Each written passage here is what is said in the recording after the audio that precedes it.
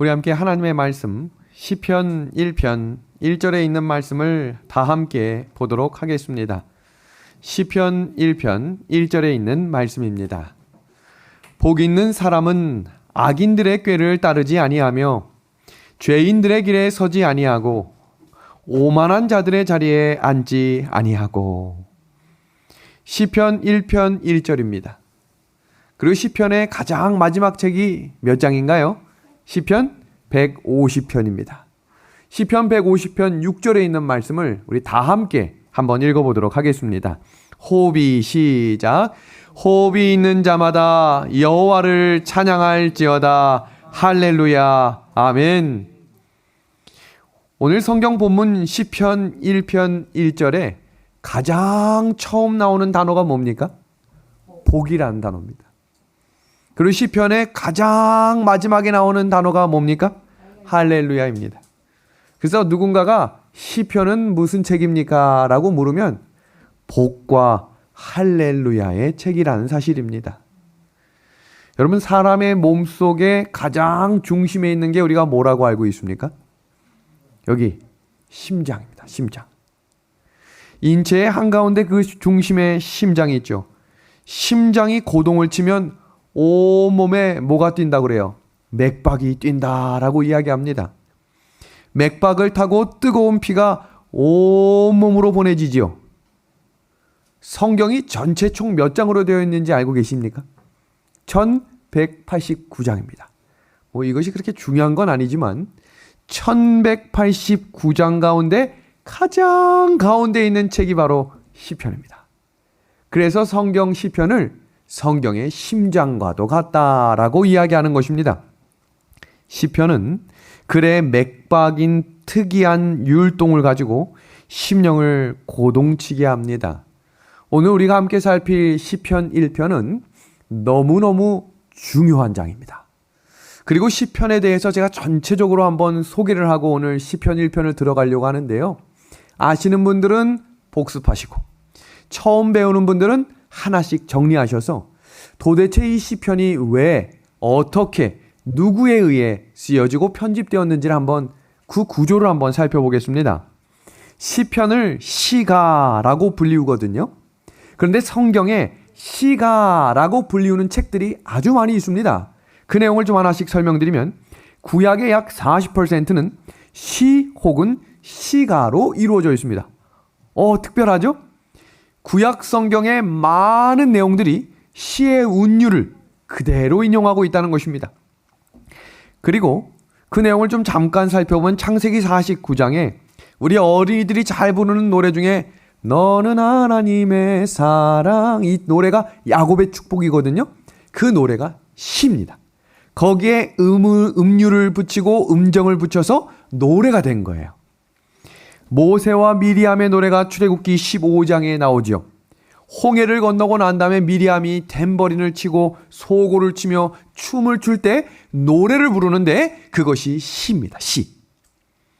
그 다음 민수기 23장과 매 장마다 발람의 노래들이 나오고 신명기 27장에는 신명기의 저주들 또한 시적으로 표현해서 기록하고 있습니다.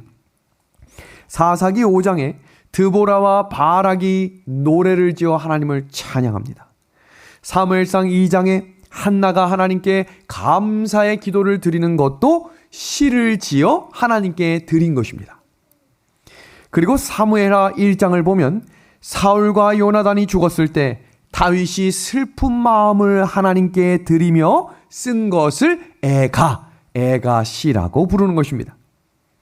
성경의 시가에 대한 이해를 좀 더 돕기 위해서 시편과 예레미야, 애가와 아가는 전체가 다 시로 구성되어 있는 특별한 책입니다. 그리고 욥기는 서론과 결론은 산문이지만 나머지는 전부가 다 시로 되어 있습니다. 잠언은 시의 형태로 기록된 철학서이고 전도서는 상당 부분 시로 되어 있습니다. 그래서 우리 학생들이 정말로 언어 영역에서 고득점을 얻으려면 시를 정복해야 됩니다. 내용을 이해하고 그 내용을 읽을 줄 알고 왜 그 내용이 쓰여졌는지에 대한 배경을 이해해야 되는 것처럼 구약 성경의 약 40%가 시와 시가로 이루어져 있기 때문에 우리는 시에 대해 알고 공부하셔야 성경 구약을 읽을 때 그 내용을 이해하실 수 있다라는 것입니다. 더 나아가서 시편의 많은 내용들은 구약 성경의 시를 인용하여 설교를 하고 하나님의 말씀을 증거하는 장면들이 열거되어 있습니다. 그럼 성경의 시가의 특징을 좀 설명드리겠습니다. 우선 시가 나온다. 그럼 이 네 가지 중에 하나라고 보시면 됩니다. 그러니까 이 내용을 좀 정리해 두시면 좋겠죠? 성경의 시가의 특징은 첫 번째, 하나님을 향한 믿음과 사랑을 노래할 때 지은 것이 시입니다. 그 마음을 다 표현드릴 수 없고 그 마음을 압축해서 정리하며 단어들을 정리한 내용이 시가 되는 것인데 그 시를 지은 목적이 다음과 같습니다. 두 번째는 천연계를 바라보며 그 천연계에 나타난 하나님의 사랑을 이야기할 때도 시를 지어 하나님의 노래를 드렸습니다. 그리고 세 번째는 사람의 보편적인 가치를 표현할 때 시를 지었는데 룻기서를 보면 룻기서에 나오는 룻이 제가 시어머니를 떠나지 않겠습니다 라고 하는 이 내용이 시적인 표현으로 효도를 의미하는 인간의 가치를 드러낼 때 쓴 내용이 시라는 것입니다. 그리고 남녀 간의 사랑이나 또 특별한 표현 양식들을 표해 성경의 시를 지어 표현한 것입니다. 마지막 네 번째는 이 평행법, 이 대구법에 대해서 좀 이해를 하셔야 되는데 우리나라의 시는 이거 들어보셨죠? 음률 3434, 3434, 3543 거의 뭐 처음 듣는 것처럼 들으시면 안 되는데 이 시, 운율이잖아요. 마찬가지로 성경에 나오는 히브리 시는 반드시 이 세 가지의 법칙이 있습니다. 제가 무슨 수업 시간이 아닌데 이렇게 자세하게 설명드리는 이유는 단순히 시편을 이런 내용이구나 라고 하는 것보다 요 내용을 정리해서 성경을 읽기 시작하면 이것은 반드시 셋 중에 하나다. 그리고 성경, 구약 성경에 나오는 모든 내용이 네 가지 중에 하나다 라고 하는 배경을 가지고 성경을 읽으시면 이제 더 집중적이고 깊은 내용을 이해하실 수 있기 때문입니다. 그럼 평행법, 대구법에 대해서 좀 잠시 공부합니다. 이 평행법은 패럴레리즘이라고 불리우는데요. 세 가지 용법이 있습니다. 첫 번째는 동의평행법입니다. 자, 한번 이 말씀을 보겠습니다. 여호수아 10장 12절입니다. 태양아, 너는 기브온 위에 머무르라. 달아, 너도 아얄론 골짜기에서 그리할지니라. 누가 한 말입니까? 여호수아가 언제? 아말렉하고 전쟁을 치르는데 큰 전쟁을 지금 끝내지 않으면 앞으로 더 어려운 일이 생길 것을 알고 있었기 때문에 하나님께 기도를 드리는데 그 기도를 어떻게 드린 거예요? 시를 지어 기도한 것입니다. 그냥 하나님 이게 아니라 여기 보시면 운율이 있고 법칙이 반복되고 있다는 것을 확인할 수 있는데 동의평행법이란 말은 무슨 말이냐면 태양아 너는 기브온 위에 머무르라. 달아 너도 아얄론 골짜기에 그리할지니라. 이 말은 조금 더 풍성하게 시적인 표현을 하기 위해 같은 말을 반복할 때 사용하는 방법을 동의평행법이라고 부르는 거예요. 두 번째 용법은 반의평행법입니다. 시편 1편 6절 우리가 오늘 살필 내용인데요. 무릇 의인들의 길은 여호와께서 인정하시나 악인들의 길은 뭐합니까? 망하겠다. 반복되는 내용이 아니라 전혀 다른 내용을 A와 B를 붙여서 평행적으로 쓰고 있는 이야기가 히브리 용법의 반의평행법입니다. 마지막 세 번째는 종합평행법인데요. 잠언 15장 17절을 한번 보겠습니다. 채소를 먹으며 서로 사랑하는 것이 살찐 소를 먹으며 서로 미워하는 것보다 나으니라. 아이 목사님 이 시가 왜 이렇게 어려운가요? 잘 보시면 먹는다는 건 똑같은 거죠. 입으로 들어가는 게 똑같아요. 채소도 먹고 고기도 먹고 이것도 먹죠. 이 말은 무슨 말이에요? 하나씩 더해서 또 더해서 또 더해서 강조하는 것입니다. 이런 내용들의 이 세 가지 용법을 기억하시고 오늘 시편을 읽을 뿐만 아니라 앞으로 성경을 통독하실 때 요 세 가지 중에 하나구나라는 것을 기억하고 읽으시면 내용과 지은이의 이유를 더 정확하게 아실 수 있을 것입니다.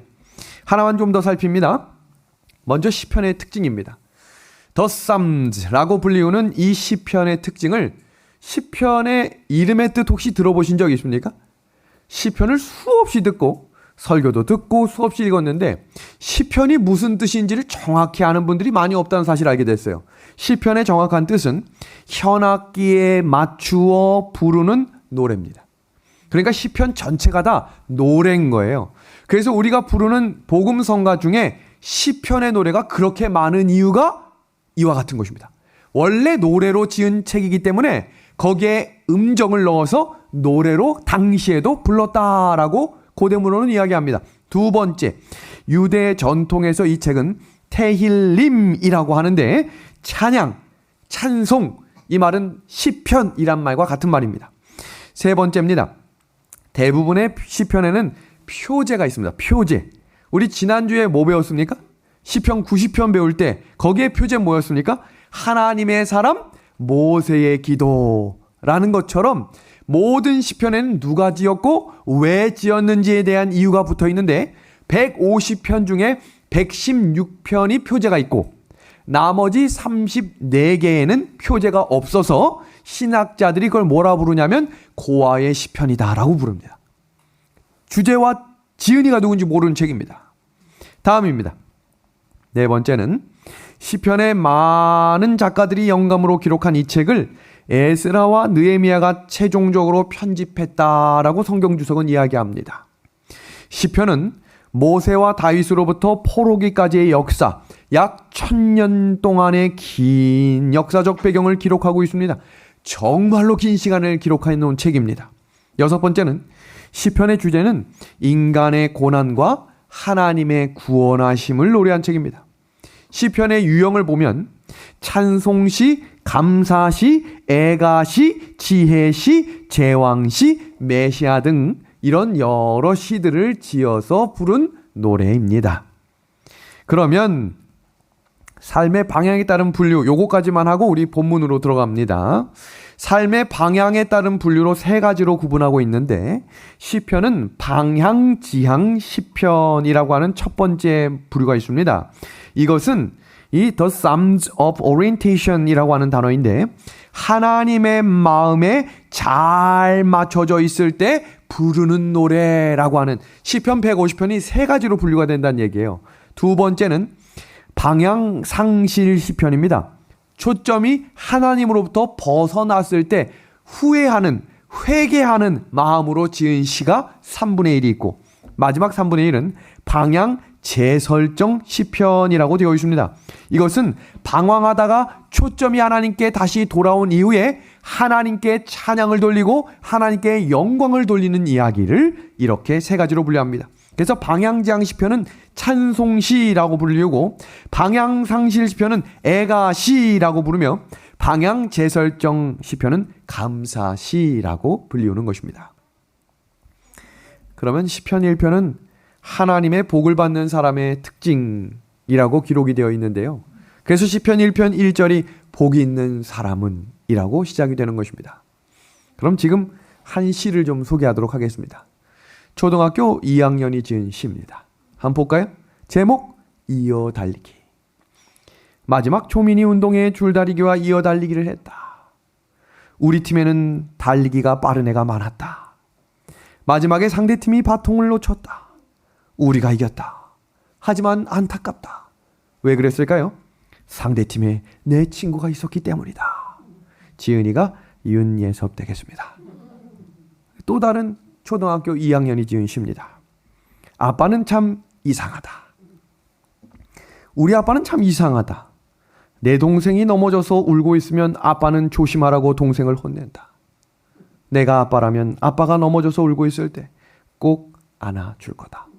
대단한 시죠? 마지막 시입니다. 제목 아빠. 제목이 아빠가 많은데 이 시는 초등학교 1학년이 지은 시입니다. 한번 볼까요? 아빠는 참 이상하다. 밤새도록 일을 하는데 돈이 없다. 이 시가 사실 입상된 시예요. 대단한 시예요. 근데 여기 댓글이 수천 개가 달렸거든요. 근데 그 중에 이런 댓글이 있더라고요. 복도 지질이 없다. 근데 제가 이걸 보면서 느낀 것은 세상에서 말하는 복은요, 돈과 매우 깊은 연관이 있다는 거예요. 그런데 성경에서 이야기하는 복은 세상이 말하는 복과 전혀 다른 복이라는 거예요. 하나님께서 말씀하시는 복이 있는 사람이 어떤 사람인지를 아셔야 하늘 갈 백성다운 하나님의 인을 맞을 수 있다는 것입니다. 그래서 오늘 말씀은 너무너무 중요합니다. 그냥 우리가 원래 알고 있던 시편 1편이라고 이해하시면 안 되고, 마지막 때에 부름받는 사람이 바로 이런 사람이에요. 복이 있는 사람. 도대체 어떤 이들에게 하나님은 복이 있다고 이야기하실까? 시편 1편은요, 시편의 서론입니다. 나머지 149편을 총정리하는 책이 시편 1편이고요. 시편 150편이 지향하는 바를 압축적으로 정리하고 있는 책이고, 성경이 말하는 복이 무엇인지를 정의 내리고 있는 책이에요. 그래서 우리가 시편 1편을 노래로도 많이 듣고 암송으로도 하고 있고 알고 있는 이 내용이 왜 그런지에 대한 재정립을 오늘 저녁에 하시면 되겠습니다. 하나님이 우리에게 주시고자 하는 그 복이 무엇인가? 시편 1편은 두 부분으로 나눠지거든요. 지금 보시는 이 책을 보시면 딱 두 부류로 나눠지죠. 복이 있는 사람과 악인입니다. 그러니까 다른 말로 이야기하면 복이 있는 사람이 되지 못하면 악인이 되겠다 이 말이에요. 그래서 우리가 확인하셔야 될 것은 내가 지금 이 복이 있는 사람을 향해 나아가고 있는지를 점검하셔야 돼요. 그렇지 않으면 악인이 되려고 하지 않아도 악인이 되는 거예요.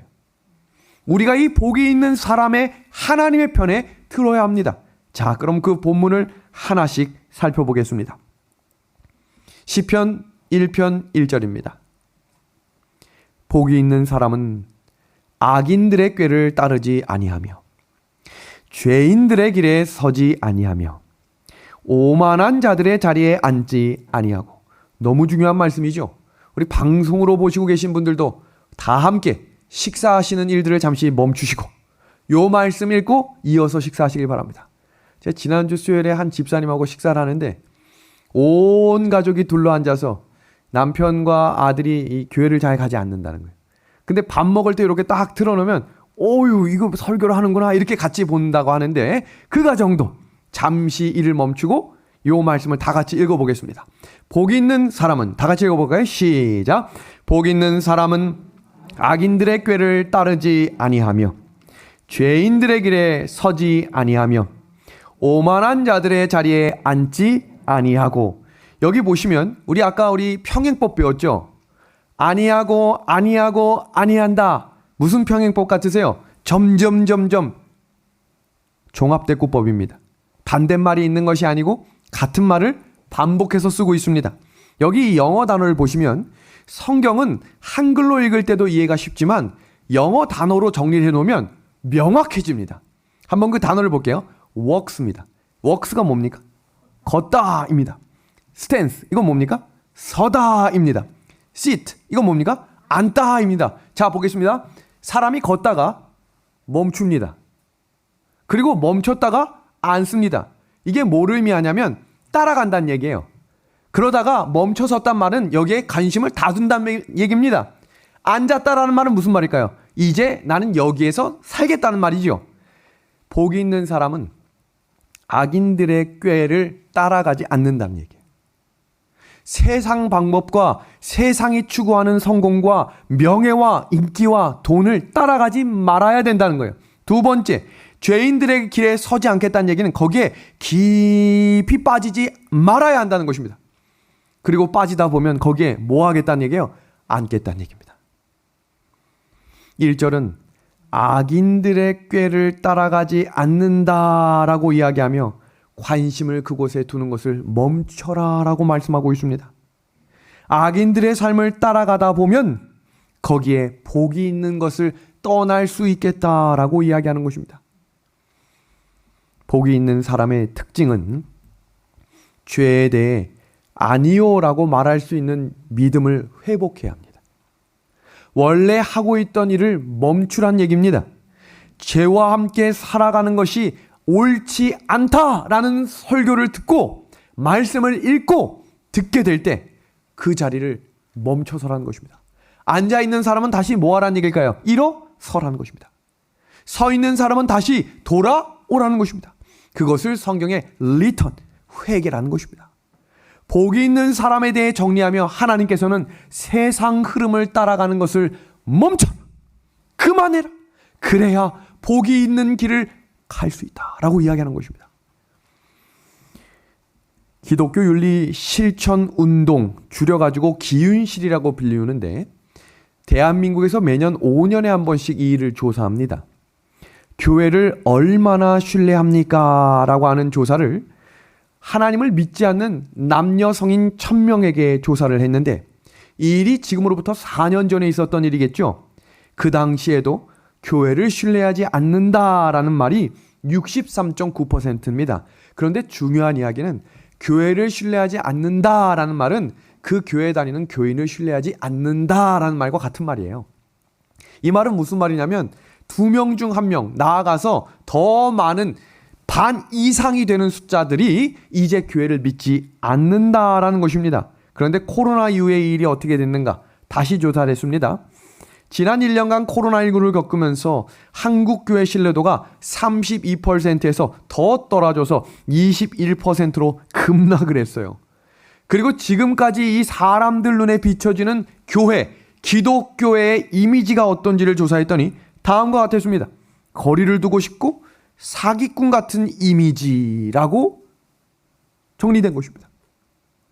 이제 교회를 다닌다고 성경책 들고 교회 가방 들고 가는 것이 이제 자랑할 만한 일도 안 된다 이 말입니다. 이런 일들이 어떻게 전개가 됐냐면 2021년에 종교 자유를 공익을 위해 제한해야 한다라고 하는 것이 59%에서 86%로 대폭 상승했습니다. 그러니까 무슨 일이 생기면 일단 뭐부터 문 닫아야 된다고 사람들의 인식이 바뀌었냐면 교회가 문제다. 완전히 바뀐 것입니다. 왜 그렇게 됐을까? 그 이유는 시편 1편 1절에 기록되어 있는 거예요. 교회 다니는 너나 세상에 사는 내가 다른 게 뭐냐는 거예요. 너가 나보다 돈 더 좋아하는 것 같고 너가 나보다 더 양심적이지 않은데 도대체 교회는 왜 다니냐? 이렇게 이야기하는 것이 세상의 목소리입니다. 그런 세상에서 하나님께서는 시편 1편 심장이 고동치는 맥박을 통해 뭐라고 말씀하시냐면 악인들의 꾀를 따르지 말아라. 죄인들의 길엔 서지 말아라. 오만한 자의 자리에는 앉지 말아라 라고 말씀하고 있습니다. 지금 방금 보여드렸던 도표에서 그렇게 그 내용이 끝나지 않았어요. 이어지는 도표를 보시면 그럼 교회가 사라져야 된다고 생각하느냐라고 하는 질문에 국민 2명 중 1명이 교회는 그래도 있어야 한다라고 대답했습니다. 왜 그렇게 대답을 했느냐라고 질문하니까 힘들고 지친 현실에 종교의 역할은 더욱 중요해지고 있기 때문이라고 하나님을 믿지 않는 사람들이 이야기했다는 거예요. 그 말은 다른 말로 이야기하면 어딘가를 가서 위로받고 싶다는 얘기입니다. 제가 더 충격적인 한 이 그래프를 살폈는데요. 그 내용은 다음과 같습니다.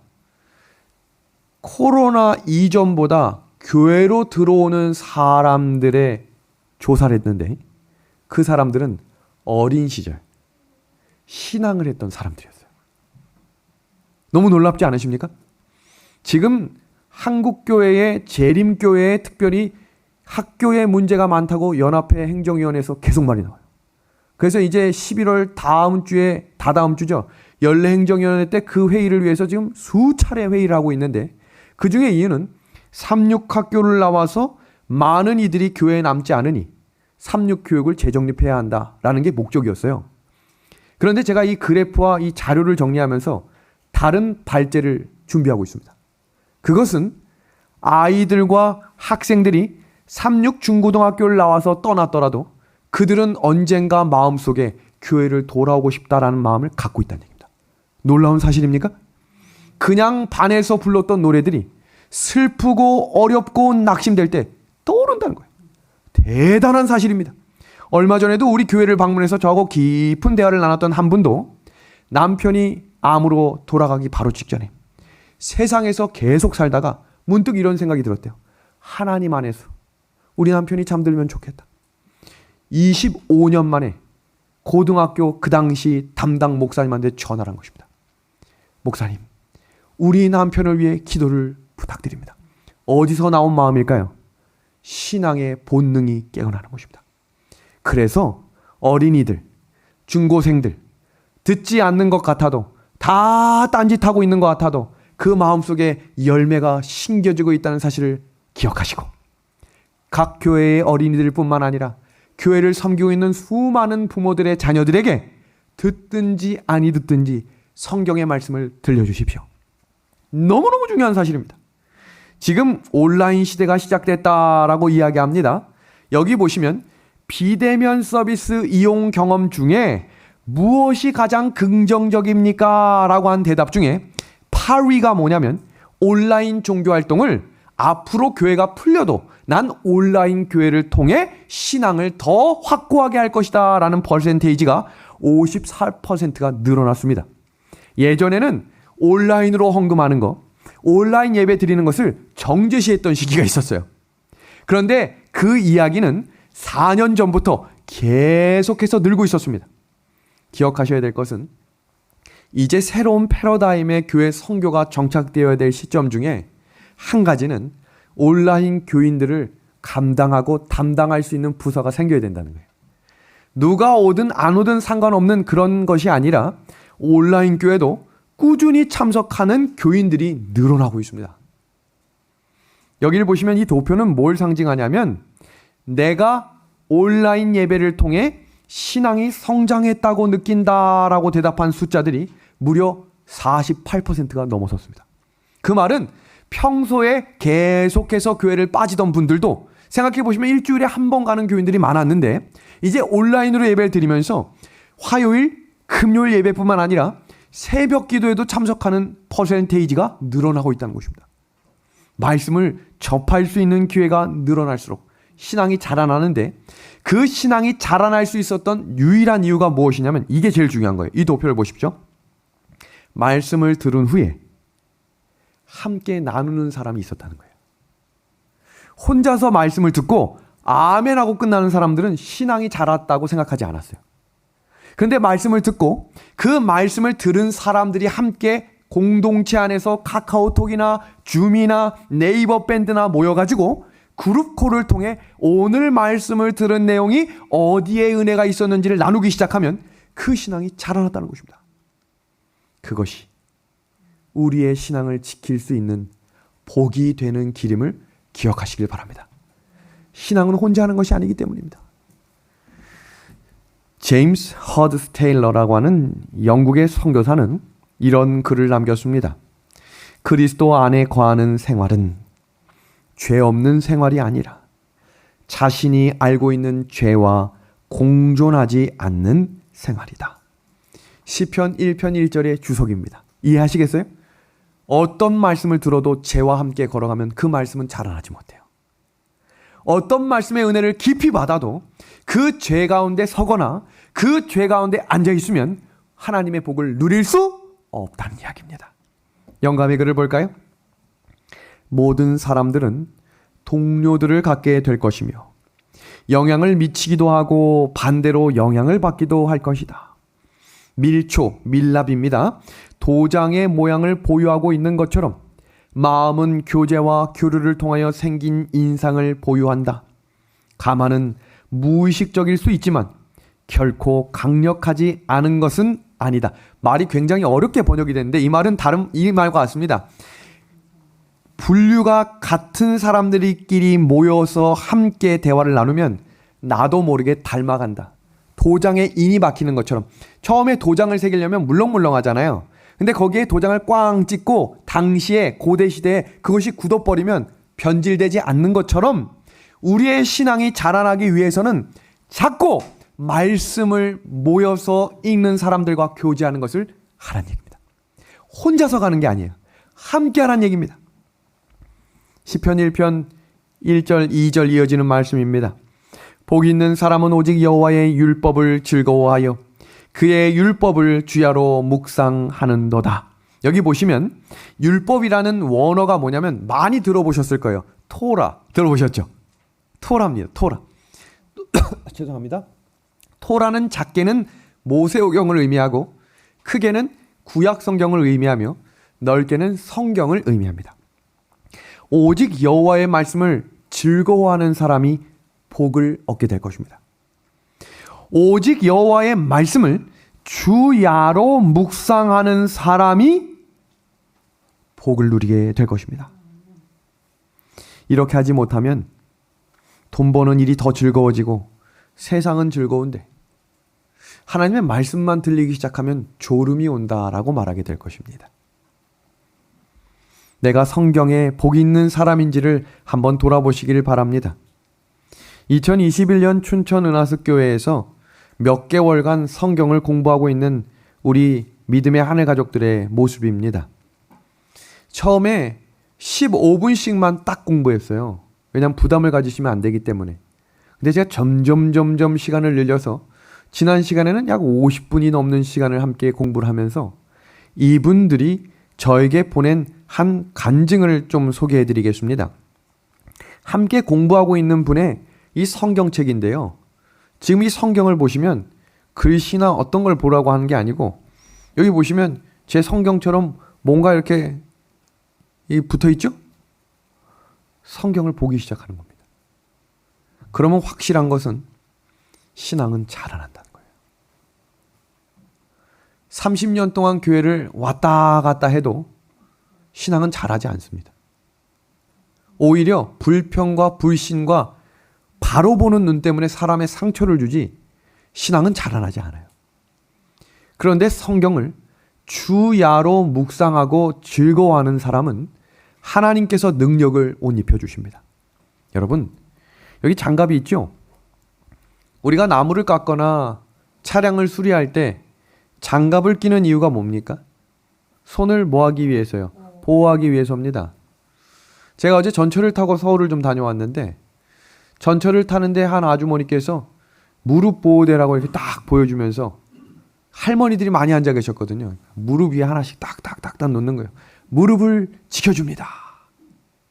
여러분, 무릎 보호대는 왜 하는 거예요? 무릎이 아플 때 보호대를 착용하면 무언가 조금 더 효과적이고 보호를 받을 수 있기 때문이겠죠. 여러분, 요새 길거리 다닐 때 이렇게 이 오토바이를 타거나 자전거를 탈 때 머리에 반드시 뭐를 쓰라라고 법적으로 얘기합니까? 헬멧이죠. 헬멧을 쓰고 떨어지는 거하고 헬멧을 쓰지 않고 떨어지는 것은 전혀 다른 결과가 나오기 때문입니다. 지금 보시는 이 세 가지는 각각 그 기능과 효과가 있어요. 그런데 그 기능은 다 보호하는 겁니다. 그렇다면 우리의 마음을 보호하는 방법은 뭘까요? 손을 여기에 이렇게 얹고 있으면 보호가 되는 거예요? 그냥 집에 가만히 있으면 마음이 보호가 되는 건가요? 그것을 우리에게 성경이 너희의 마음을 보호한다라고 말하면서 잠언 4장 23절에 무릇 지킬 만한 것보다 너의 마음을 지키라 라고 이야기하시며 이어지는 말씀을 통해 하나님의 말씀이 너의 마음을 지킨다라고 말씀하셨습니다. 마음이 다치는 것을 좋아하는 사람은 아무도 없지요. 마음을 다치고 걸어가는 모든 이들에게 하나님께서는 그 마음에 회복되는 원리와 보호받는 원리를 우리 손에 들려주신 성경 말씀이라고 말씀하셨습니다. 그러면서 그 성경은 복 있는 사람에 대해 가르쳐주고 있는 것입니다. 아니한다. 죄가 있는 곳을 가지 않는단 말입니다. 아니한다. 죄가 있는 곳에 서지 않는다는 얘기입니다. 아니한다. 죄가 있는 곳에 앉지 말아야 한다는 것입니다. 그리고 이어지는 말씀 속에 그 반대적인 말로 복 있는 사람은 하나님의 말씀을 즐거워해야 한다. 여러분, 하나님의 말씀을 들을 때 꿀과 같은 이 단맛을 경험하신 분들 한번 아멘 해주세요. 아마 방송으로 듣는 분들 아멘 많이 하셨을 것 같아요. 제가 언제 그런 얘기를 들어봤냐면 공릉제일교회에서 전도사를 할 때 아주 까불이 형제 하나가 있었습니다. 아주 얼마나 까부는지 중학교 1학년, 2학년이었는데 그 녀석들이 어느 날 성경 공부를 진지하게 하고 집으로 돌아가는 길에 제 옆에서 걸어가면서 이런 말을 하는 거예요. 아주 얼마나 감동을 받았냐면, 목사님, 제가 태어나서 처음으로 성경이 꿀처럼 달다는 것을 경험하게 됐습니다. 제가 그래서 얼굴을 2번 다시 쳐다봤습니다. 얘가 이런 말을 할 친구가 아닌데, 그 아이는 제가 양심적으로 고백하기는 그걸 그냥 제가 듣기 좋으라고 한 말은 아니라고 지금도 생각합니다. 그 아이 마음속에 성경이 살아 움직이기 시작한 것입니다. 영감의 글을 좀 보겠습니다. 우리는 자주 하나님의 자비하심에 대해서 깊이 명상하고 회고해야 하며, 비록 슬픔과 고통의 골짜기를 지날 때에도 하나님의 거룩하신 이름을 찬양하고 영광을 돌려야 한다. 이어지는 영감의 글 하나 더 보겠습니다. 치료봉사에 나오는 말씀인데요. 그대의 자신을 신령한 생각과 거룩한 교제로서 개발시켜라. 그대는 하나님의 영광의 여명의 첫 광선을 본 데에 불과하다. 여러분, 해가 처음 뜰 때 뜨겁습니까? 아니면 정오로 점점 가고 오후로 가면서 그 해가 뜨거워집니까? 하나님의 말씀을 어느 날 감동을 받았다면 그것은 이제 해가 뜨기 시작한 거예요. 그게 다가 아니에요. 이제 그 감동이 시작되는 것입니다. 멈추지 말란 이야기입니다. 이어지는 구절입니다. 그대가 주님을 알기 위해서 노력함에 따라 의인의 길은 돋는 햇볕 같아서 점점 빛나서 원만한 광명에 이르게 된다는 말을 깨닫게 될 것이다. 아멘. 우리의 신앙이 자라날수록 하나님의 사랑을 더 깊이 깨닫게 해주실 것을 하나님께 감사를 드립니다. 이어지는 말씀 시편 1편 3절입니다. 그는, 우리 한번 같이 읽어볼까요? 시작. 그는 시냇가에 심은 나무가 철을 따라 열매를 맺으며 그 잎사귀가 마르지 아니함 같으니 그가 하는 모든 일이 다 형통하리로다. 아멘. 지금 여기 있는 이 나무 사진을 보니까 굉장히 울창하죠? 그럼 이 나무의 뿌리가 도대체 어떻게 되어 있을까? 제가 궁금해하시는 분들을 위해서 한 동영상 2분짜리를 준비했습니다. 여기 콩 하나를 심어 놓으면 이 콩이 어떻게 자라는지를 이 3배속으로 빨리 해서 1일부터 25일 차까지 아주 신속하게 넘어가는데, 여러분이 주의 깊게 살펴야 될 것은 이 콩이 어떻게 자라는지가 아니라 이 콩이 어떻게 뿌리를 내리는지를 주목해서 보십시오. 그 동영상을 잠깐 보겠습니다.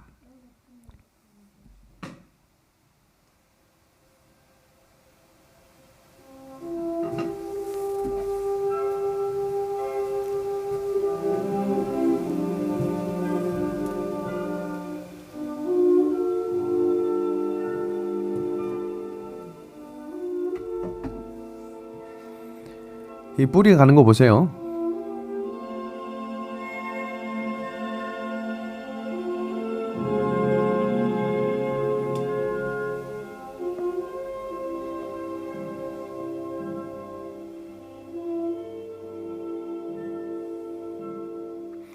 위로만 계속 올라가는 것 같습니다.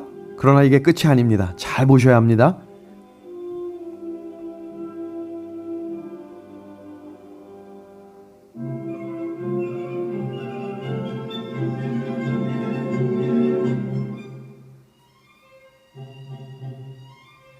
지금 날짜가 계속 지나가고 있습니다.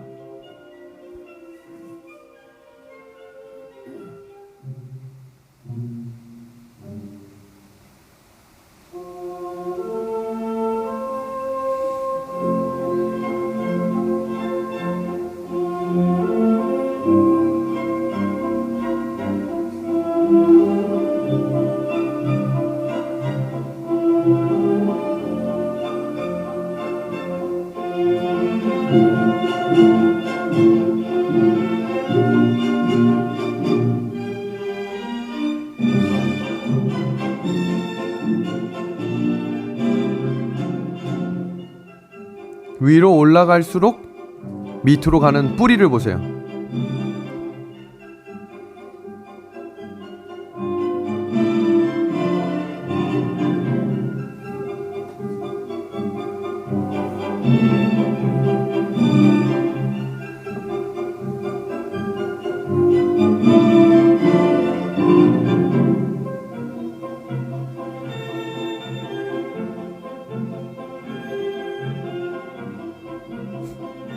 여기까지만 보겠습니다. 강낭콩 요 조그만 하나가 이렇게 높아지는 그 과정 속에 얼만큼 깊이 뿌리를 내리는지를 기억하셔야 합니다. 자라는 거에 초점을 두시면 안 되고 우리의 뿌리가 그 근원 되시는 시냇가에 심은 나무가 될 수 있도록 우리의 시선을 그곳에 두셔야 하는 것입니다. 오늘 새벽 기도가 마친 이후에 아주 재미있는 한 통의 카톡이 여러 개가 좀 왔습니다. 이 내용은 뭐냐면 이 프랑스에 거주하고 계신 한 성도님께서 새벽 기도에 참석을 하시고 온 가족을 어떻게 인도하셨는지 자녀 셋을 새벽 기도에 동참하게 만든 것입니다. 각자 사는 동네가 달라요. 한 친구는 프랑스, 한 친구는 독일, 한 친구는 다른 유럽 지역에 거주하는데 이 가족이 그 새벽 기도 시간에 딱 모이는 것입니다. 엄마가 카톡을 딱 보내요. 자, 모일 시간이다. 그럼 이 아이들이 한 자리로 착 모이는 것입니다. 있는 자리는 다르지만 지금 한 방송과 말씀 속에 한 목적을 가지고 한 자리에 앉은 것입니다. 그럼 말씀이 딱 끝나면 작은 아이는 사실 한국말을 거의 못한대요. 근데 한국말과 프랑스말을 섞어서 여기에 지금 이 필기한 노트들을 저한테 찍어서 보낸 겁니다. 그리고 그 노트가 올려지면 누나들이 또 동생이 거기에 댓글을 달아주는 것입니다. 아, 그 말씀을 내가 들었는데 이 말씀은 난 이렇게 느낀다. 와, 넌 이렇게 느꼈냐? 난 이 말씀이 이렇게 나의 삶에 적용이 됐다라고 하는 이야기를 무려 몇 개월째 하고 있는 것입니다. 그분이 보낸 메시지를 좀 나눕니다. 요즘 매일 목사님의 새벽 예배로 각자 초소해서 함께 예배에 참여하고 예배가 끝난 후 메시지로 서로 말씀의 교훈을 나눕니다. 세 아이 중에 큰애는 독일에서, 셋째는 파리 근교 기숙사에서, 둘째는 저와 함께 학교 공부로 다들 각자 분주한 가운데 그렇게 멀리 떨어져 있고 바쁜 일상에서 매일 30분간 조용히 하나님 말씀 안에서 만나니 정말 기쁩니다. 목사님, 이제 각자 하나님을 직접 만나 참 믿음이 성장하는 성인들로 자라길 기도하며 매일 기쁘게 하루를 보냅니다. 목사님 감사합니다. 그리고 보내신 사진이 이 경례 사진이었습니다. 이 막내는 키는 큰데 이 칫솔을 딱 물고 있는 폼이 우리 첫째 태섭이와 비슷해서 제가 웃었습니다. 경례 하면서 이 친구들이 신앙 안에서 자라나고 있음을 제가 응원하게 되었습니다. 믿음의 하늘 가족 여러분, 한 가족이 모여 앉아 밥만 먹고 사는 가족이 아닙니다. 하나님의 말씀을 가족이 함께 나눌 수 있는 축복을 누리십시오. 그 참된 복이 우리 가정에도 흐를 수 있도록 기도하며 전진하는 저와 우리 믿음의 하늘 가족들이 되기를 우리 예수님의 이름으로 소망합니다. 이어지는 구절 시편 1편 4절입니다. 악인들은 그렇지 아니하며 오직 바람에 나는 겨와 같도다. 시편은 전반부와 후반부로 나눠지는데 매우 극명하게 복 있는 사람과 악인들로 구분이 됩니다. 그런데 그 복 있는 사람과 악인들의 구분의 명확한 차이는 자유였습니다. 한번 볼까요?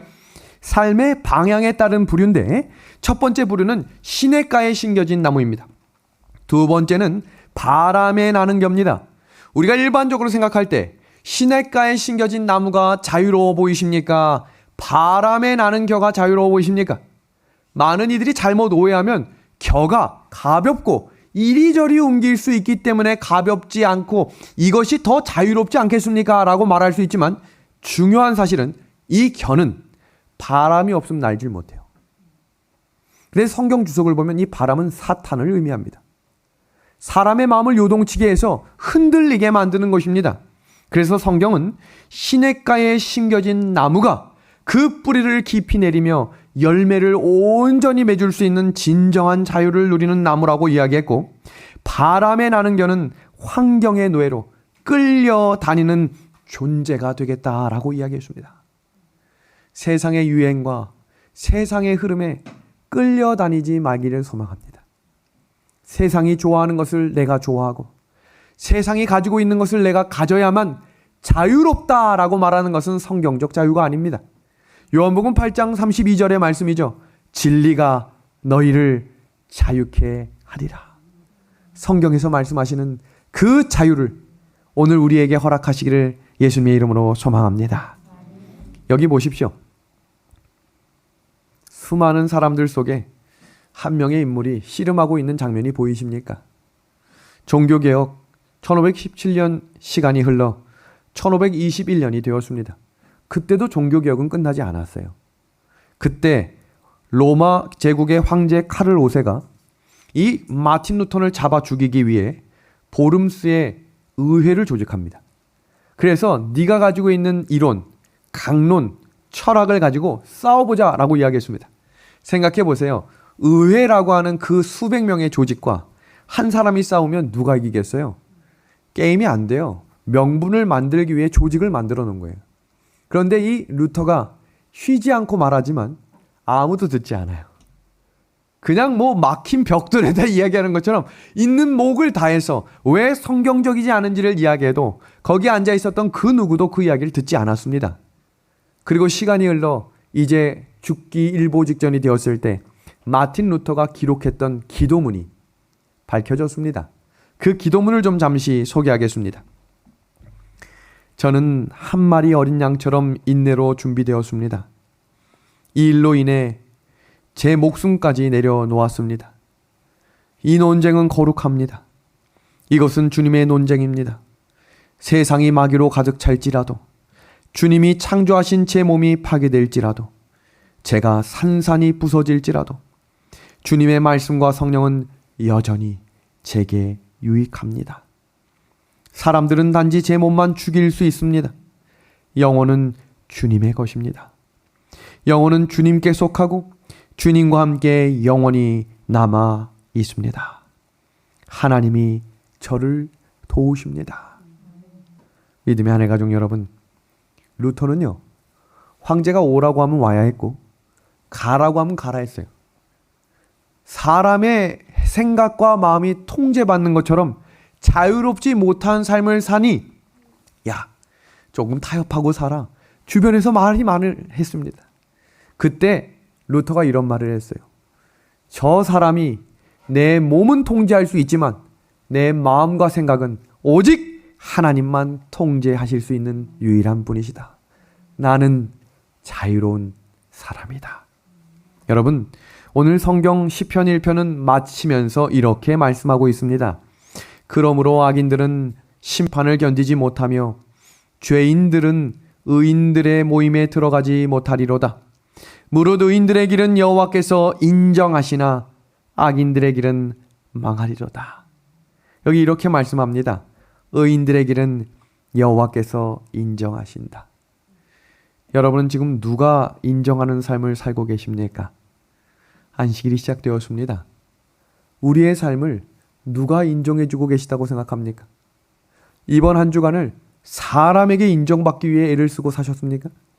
칭찬 한번 받고 더 인정받기 위해 더 열심히 사셨습니까?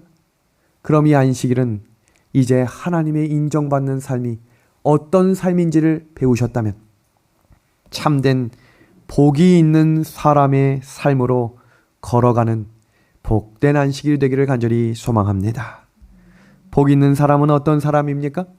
말씀을 즐거워하고 그 말씀을 주야로 가까이 하는 사람입니다.